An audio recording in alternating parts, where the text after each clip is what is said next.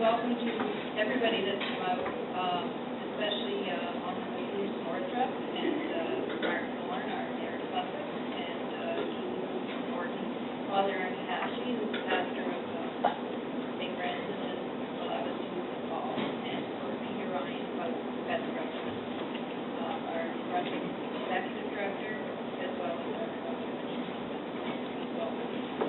so it's a real privilege for me to welcome my oldest son, which, you know, a little bit of a thrill for me. And I take it back to this year in May. I graduated from medical school 30 years ago. My birthday's in May, and I was due to have my first baby when I turned 30 years old. And my son was born in May of that year. So here we are. Joey's graduated from medical school 30 years after me. He's 30 years younger than me. And it's all happening in May, and here we are. Wow.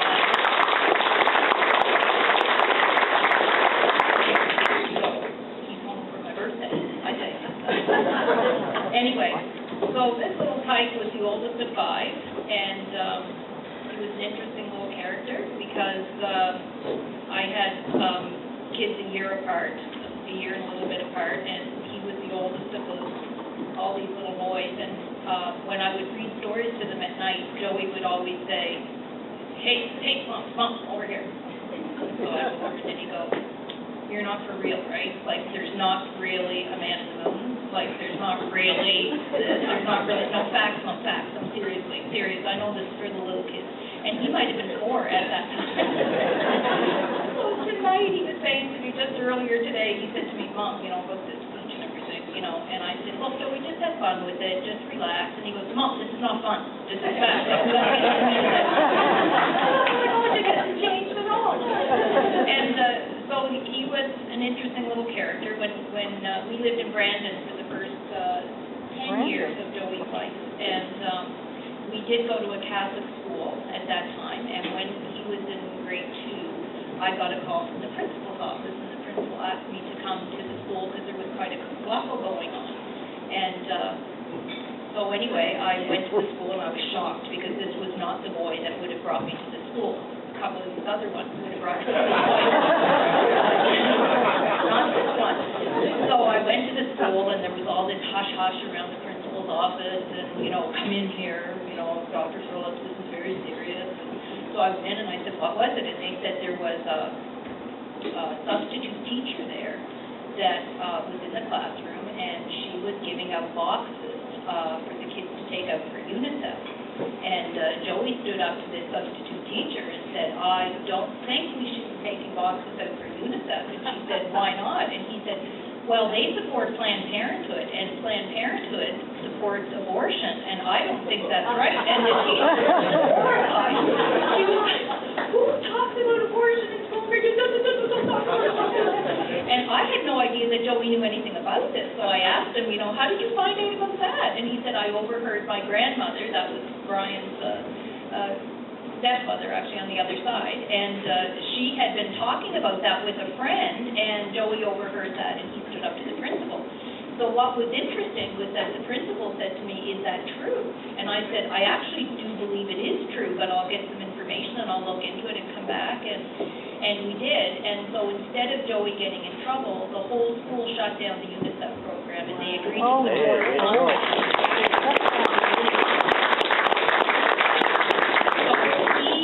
Made a change in his young life when he was only in grade 2, and I didn't even know if he quite remembered that. But then he went on to come to school in Sussex, and he did leave and go into school at St. Malachy's and St. John's for reasons to do with music, actually, and other things like that.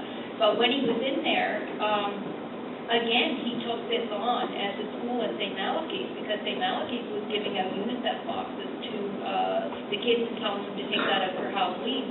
And although in our province we know that schools are not actually Catholic, you know, in practice necessarily, but it was a Catholic high school. So Joey thought he'd take that on again.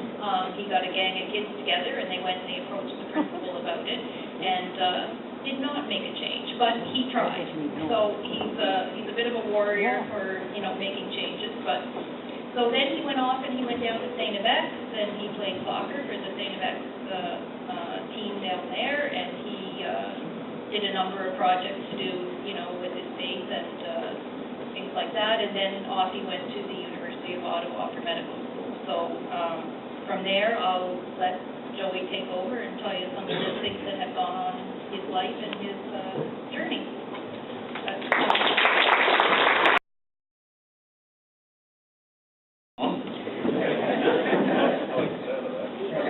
So, the best advice I was given for this speech was to keep it short and sweet. So I've got about 10 pages. Don't worry, it's double spaced, and I made the font big enough for even my mom to read. So. Ladies and gentlemen, I want to thank you for the opportunity to speak at this wonderful Right to Life event in my hometown of Sussex. A special greetings to the Honourable Bruce Northrup, our local MLA, Mark Thorne, Mayor of Sussex, Julie Booth, Mayor of Norton, Father Arnie Hashi, and of course, Peter Ryan, New Brunswick Executive Director of Right to Life, and Beth Crouchman, Provincial President of New Brunswick Right to Life. So as you know, my name is Joe Phillips, and I'm currently finishing my 4th year of medical school at the University of Ottawa. In fact, I wrote my licensing exam on Wednesday, and I graduate in 10 days.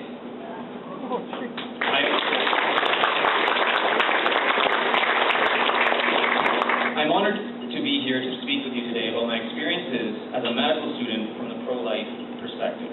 I hope this may be of some value to you all going forward. I should start off by saying that I've always been pro-life, but to be honest, I haven't completely known what that meant. My parents and family have done an amazing job instilling morals and values into my heart, and that drove me for over 20 years. It was enough, at least at the time. I knew in my heart that abortion was wrong, and that my passion for that never wavered. I attended a secularized Catholic high school in St. John, and I attended a secularized Catholic university in St. Yvette's.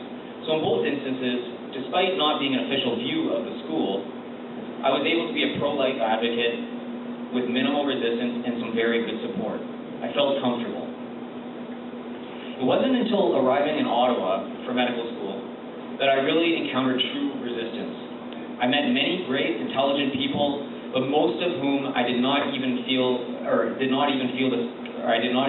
comfortable sharing my views with. I didn't understand why at first. I had always been strong in my views, and I felt I could back them up. But this was different, and these people were a different breed. Every single one of my new friends were leaders in undergrad, top researchers, or top of their class. I wasn't able to express my views without backing them up. This challenged me and forced me to re-examine my beliefs in a more objective sense. I had to back myself up with a more scientific and secular vantage point. I finally encountered my friend David D'Souza. He's a medical student who was a year ahead of me, who wanted to start a pro-life medical student group. It was called Medical Students for Life. He opened my eyes to arguments I had never heard before. He eventually convinced me to go to a conference put on by Canadian Physicians for Life, which is a secular organization of pro-life doctors. And this is where my life changed. I spent an entire weekend with pro-life medical students from across the country, listening to talks and workshops put on by content experts and physicians from all over Canada.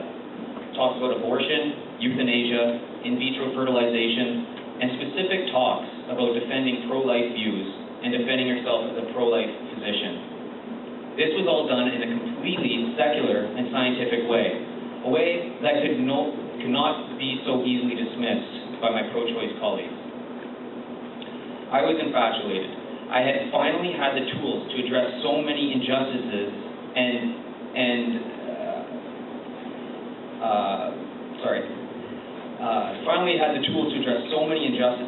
and knew based on research-based evidence that science backed up my beliefs.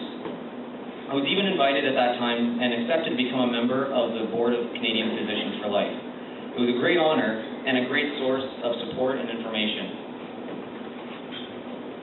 I was soon made aware by my friend David that in second-year medical school, there was a mandatory session about abortion for all medical students. It was 2 hours long, and there were 3 presenters: an abortionist, a known to be pro-choice lawyer, and a member from Planned Parenthood. Clearly, this was a very one-sided presentation on a socially divided issue. For comparison, our session with euthanasia, we had a panel with both pro-euthanasia and anti-euthanasia physicians.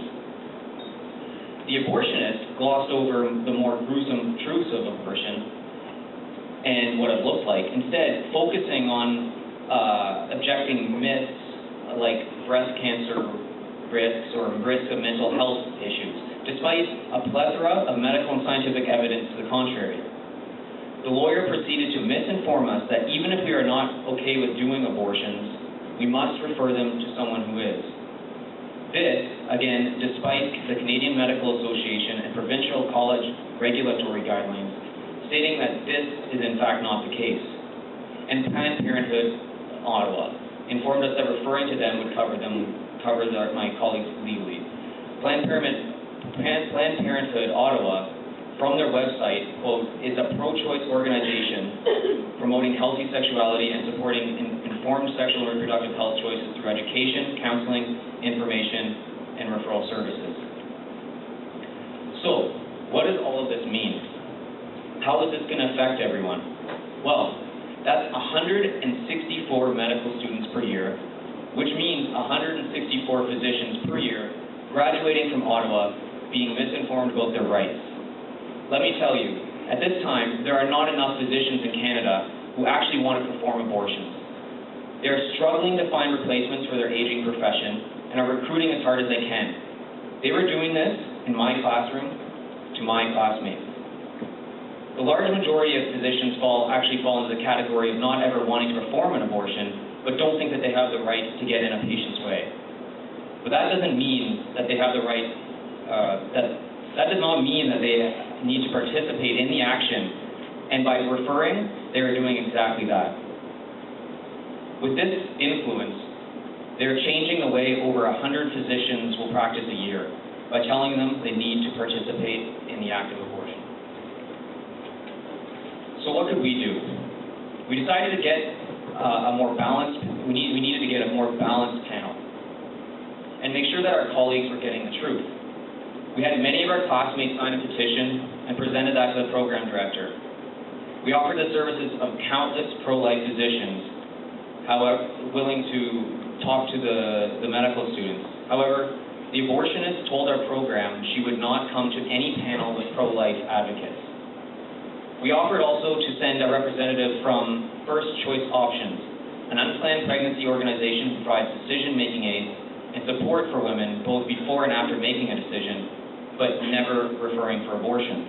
Again, we were told that Planned Parenthood would not participate in the panel if they were to be there.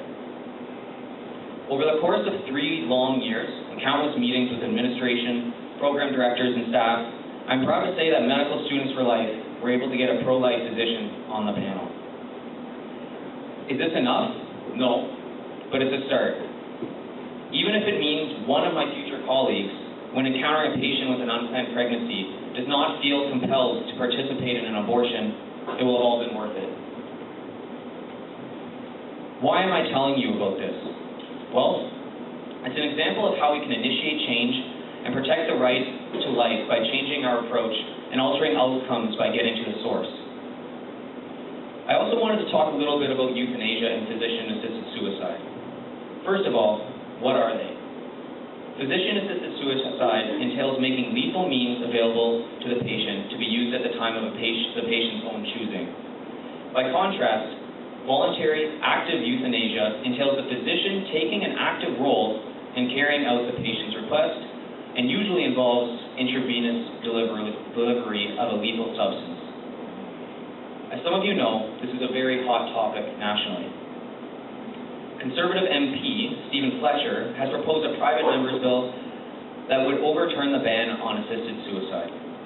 I'm not going to get into the details about what euthanasia could mean to our society as a whole, because that is a weekend-long seminar in and of itself. But you can just look at the Netherlands, the first country to permit euthanasia, as an example of some of the scary things that can happen. So how can we battle this issue? Well, why would people want to have euthanasia in the first place? It's because they don't want people to suffer at the end of their life. I agree, we agree, and all physicians agree with that. I actually spent 2 weeks in St. John this year on an elective with physicians who specialize in exactly that. It's called palliative care. This is what we need to focus on right now. On my elective, I experienced firsthand how beautiful death could be. When supported correctly, death is as beautiful and vital to life as birth. Medicine has advanced so much that there are many great treatments to help relieve suffering of dying people.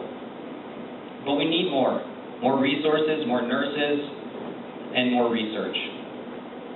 Luckily, we already have a motion in place by NDP MP Charlie Angus calling for the government to establish a palliative and end-of-life care strategy and opposing the previous motion. We need to let our government know what matters to us. Write your MPs and MLAs supporting the need for a palliative care strategy that does not involve your doctors killing patients. Whether it's euthanasia or abortion, we need to inform ourselves about what these things really are. We need to argue our points in a more scientific way because science and medicine are on our side. The rules have changed and we can no longer sit idle and rest on our laurels. That's what they're doing and it will come back to haunt them. Thank you.